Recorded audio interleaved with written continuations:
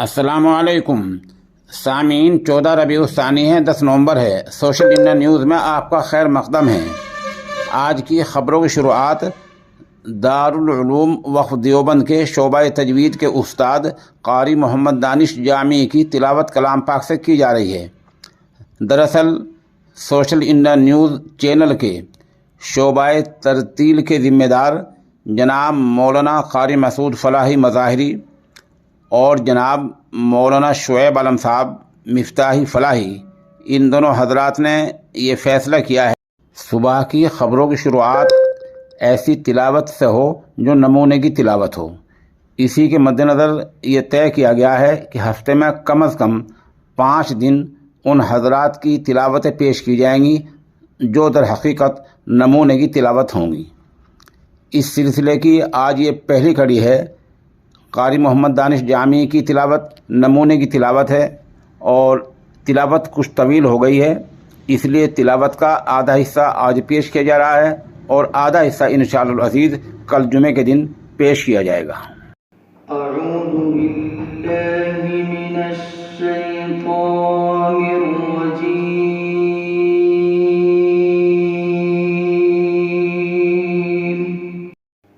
بسم اللہ